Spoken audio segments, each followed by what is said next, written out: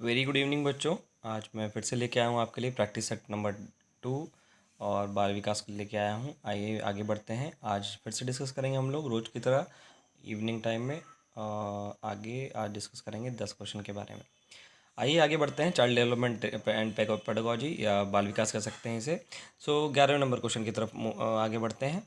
देखिए बच्चों, क्वेश्चन में क्या दे रखा है। बच्चों के बारे में निम्नलिखित कथन में से कौन से सही हैं। देखिए क्या कह रहा है, बच्चों के बारे में निम्नलिखित 4 कथन दे रखे हैं इसमें। देखिए आइए जानते हैं कथन क्या हैं और इसमें कौन से सही हैं। आगे बढ़ते हैं। बच्चे जानकारी के निष्क्रिय प्राप्त करता हैं। बच्चे क्या हैं, जानकारी के निष्क्रिय प्राप्त करता है। इनका कहने का मतलब यह है कि बच्चे जो भी जानकारी है नकारात्मक की तरफ जा रहा है। ये निष्क्रिय मतलब क्या है आपका, देखिए निष्क्रिय मतलब यह है कि ग्रहण नहीं करते बच्चे। ऐसा ऐसा नहीं, बच्चे का काम ही है भाई। बच्चे अगर हैं आपके सामने, बच्चे आप कोई भी चीज़ अगर उनको सलाह दे रहे हो या उनको पढ़ा रहे हो, आप कोई भी तथ्य के बारे में या कथन के बारे में बता रहे हो, तो कहीं ना कहीं वो लोग उसको क्या करते हैं, सक्रिय तरीके से उसको कम से कम सुनते हैं और उसको अध्ययन करते हैं। तो ये निष्क्रिय, ये आपका लगभग 90% गलत है।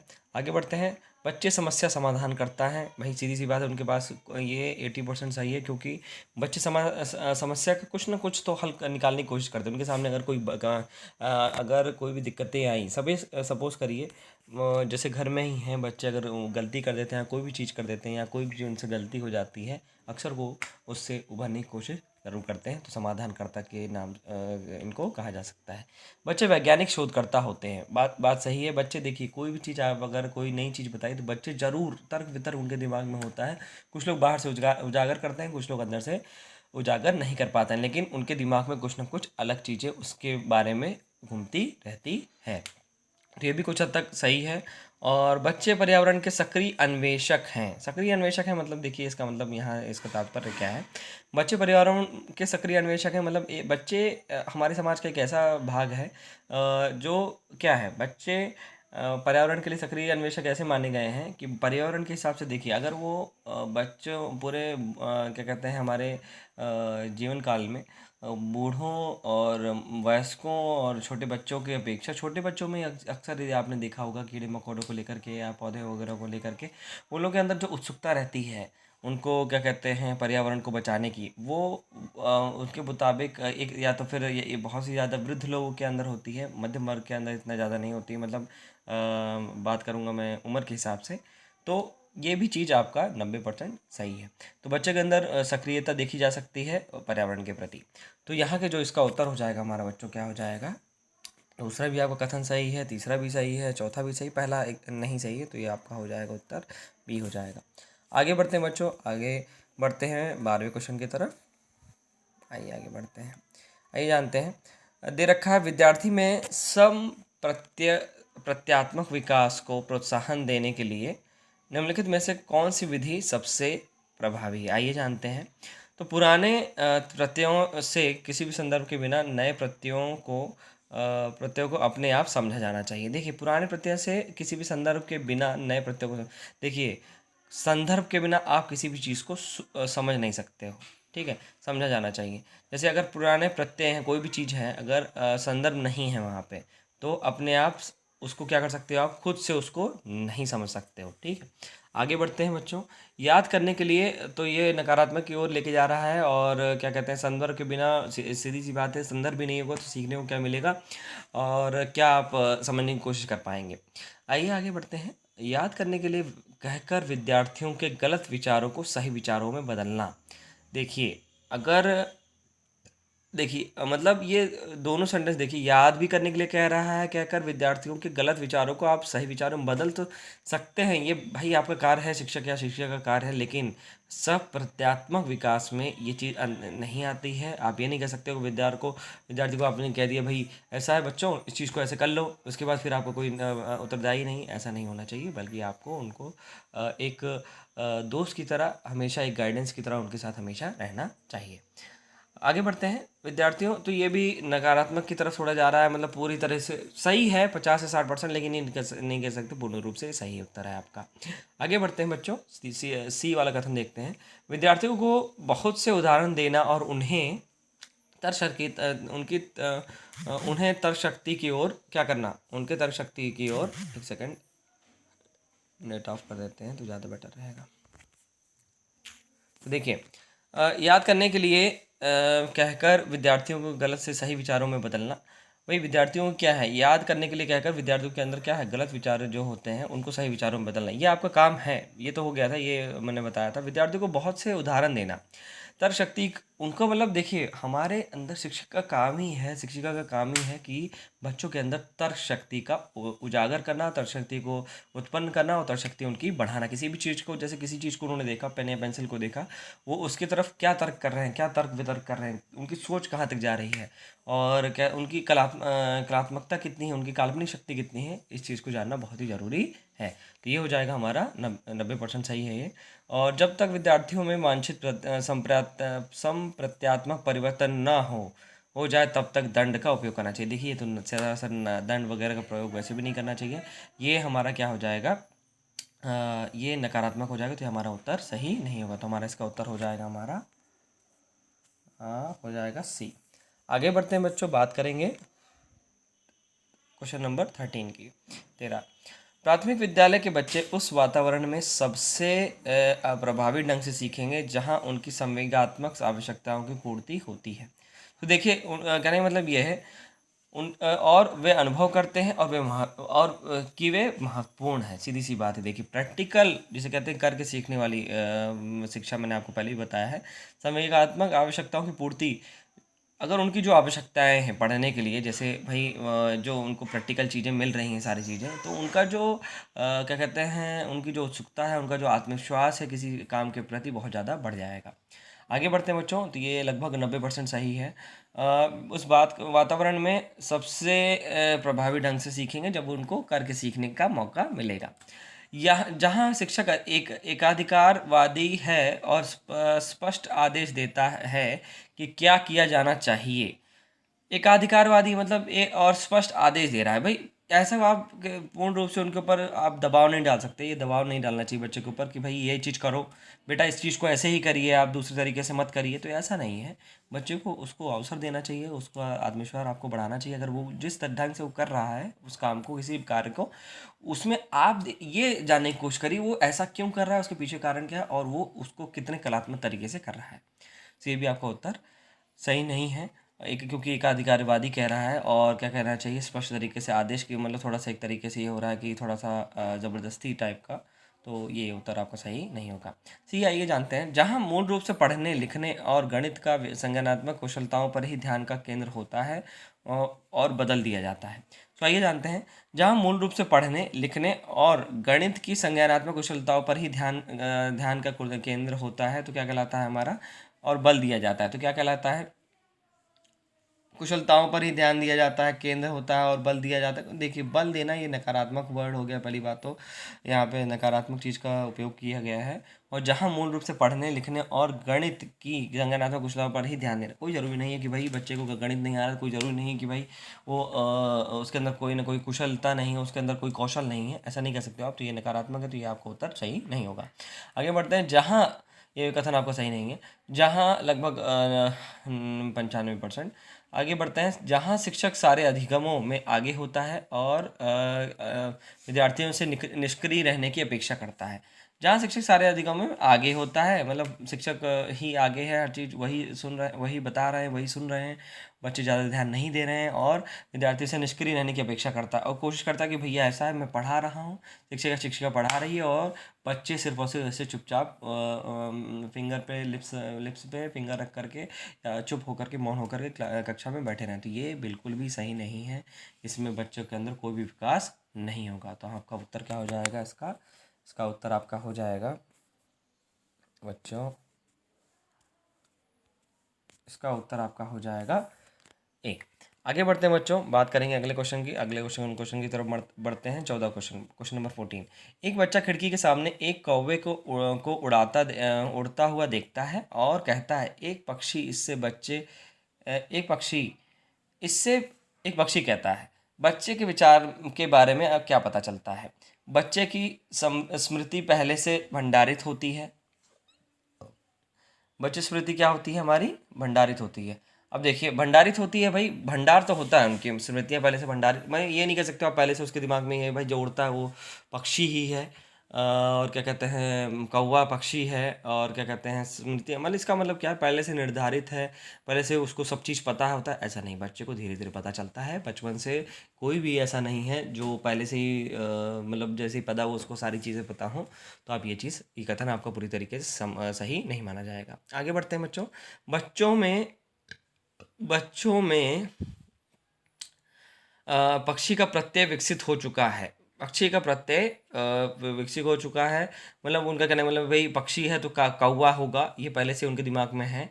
तो सीधी सी बात है, कौवा है, उसके मतलब उसके प्रत्यय मतलब क्या है, वो कल्पना कर चुका है, पूरे उसके दिमाग में बढ़ चुका है कि वो उसके 2 पंख होते हैं, वो उड़ता है, आसमान में उड़ता है। तो ये सारी चीज़ें क्या है हमारा, तो ये लगभग कथन सही लग रहा है।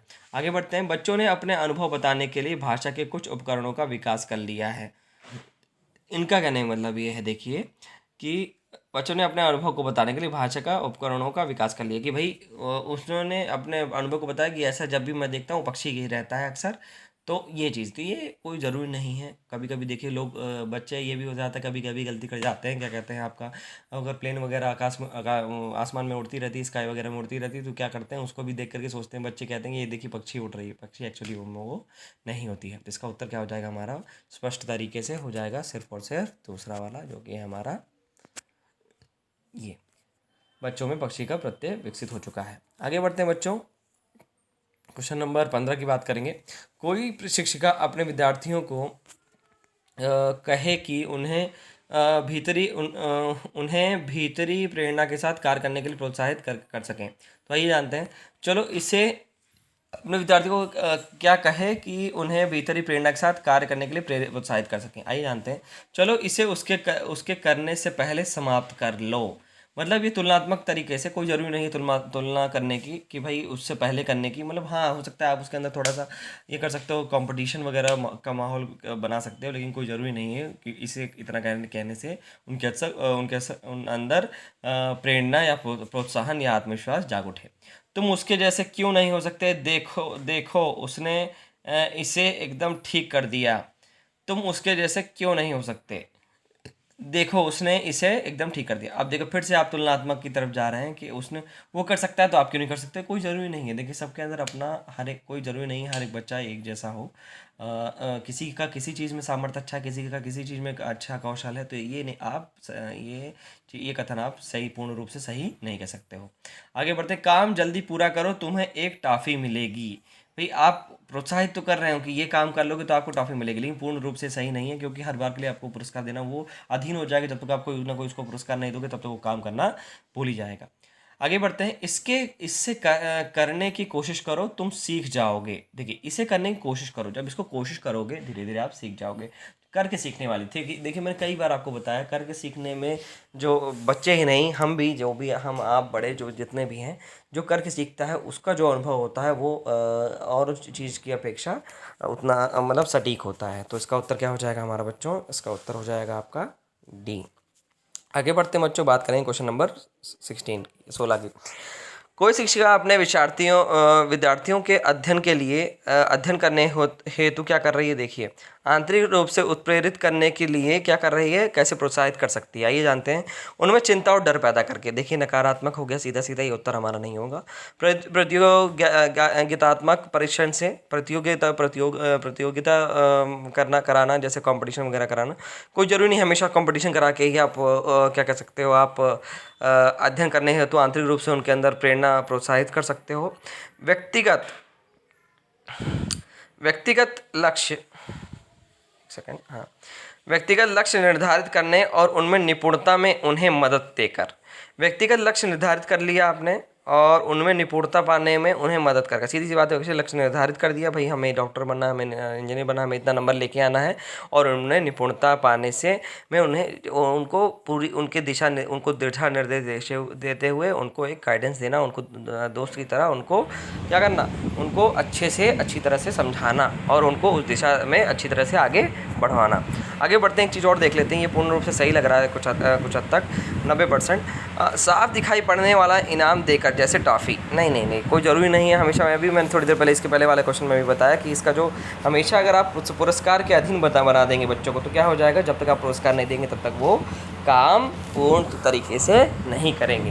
ठीक है, तो एक बार वो बोर भी हो जाएंगे, क्योंकि हर बार वो यही सोचेंगे भाई ये काम करने से मेरे को कुछ ना कुछ मिलेगा, बस इतना ही चीज़ है। ठीक है, और ठीक है, आगे बढ़ते हैं बच्चों। इसका उत्तर हो जाएगा हमारा सी। आगे बढ़ते हैं क्वेश्चन नंबर 17 की तरफ।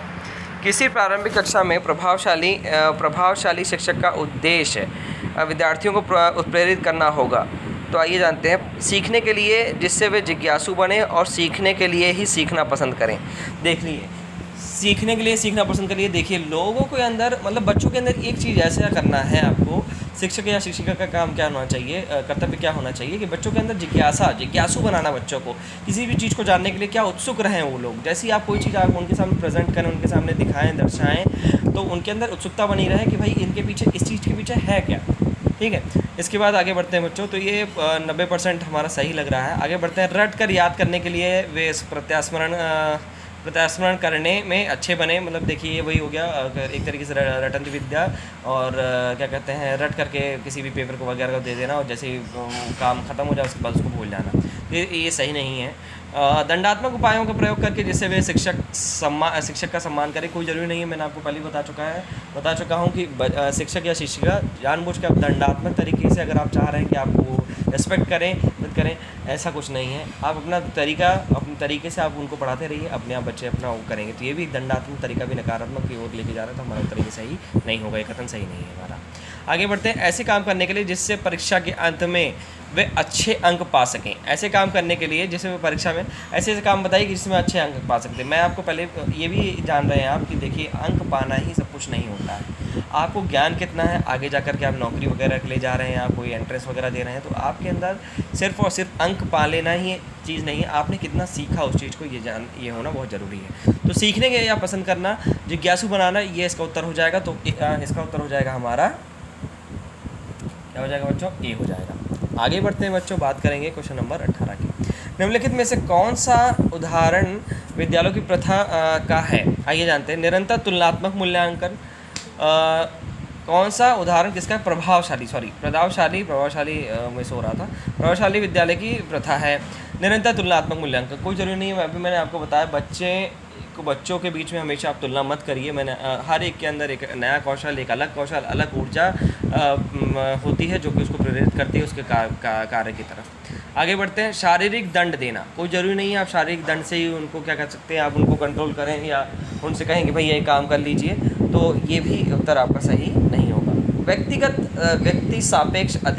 व्यक्ति सापेक्ष अधिगम मतलब वो करके सीखें, वो चीज़ों को समझें, वो ऐसा उसके पीछे का लॉजिक समझें, उसके पीछे का तर्क समझें कि बच्चे अगर माता पिता हमें कह रहे हैं या कोई टीचर हमें कह रहा है तो इसके पीछे कारण क्या है। कोई ना कोई किसी न किसी चीज़ में मैं पीछे पिछड़ा हूँ या पिछड़ी हूँ, जिससे मुझे अपने आप को आगे बढ़ना चाहिए। इस एरिया में हमें और ज़्यादा मेहनत करनी चाहिए, इस चीज़ में और ज़्यादा मेहनत करनी चाहिए कि हम पहले की अपेक्षा इसमें और अच्छा कर सकें। प्रतियोगितात्मक कक्षा ठीक है, लेकिन पूर्ण रूप से सही नहीं कह सकते हो आप। हमेशा लोगों के बीच में होड़ लगी रहेगी, उनके अंदर में देखिए अक्सर आपने देखा जब भी आप प्रतियोगितात्मक कक्षा जब भी करते हैं तो उसमें उल्टा प्रारूप आपको ये देखने को मिलता है कि वो दूसरे का अपने भला न करके दूसरे का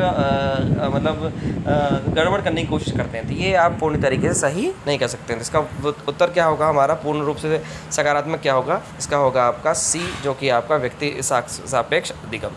आगे बढ़ते हैं बच्चों, बात करें क्वेश्चन नंबर 19 की। 2 क्वेश्चन और कर लें जल्दी से जल्दी, और कोशिश में हूँ मैं कि आपका जो है जल्दी से जल्दी क्या कहते हैं गणित और क्या कहते हैं पर्यावरण और जल्दी से जल्दी और भी सब्जेक्ट्स वगैरह जल्दी से जल्दी प्रैक्टिस सेट आपके सामने लेके आ सकूँ।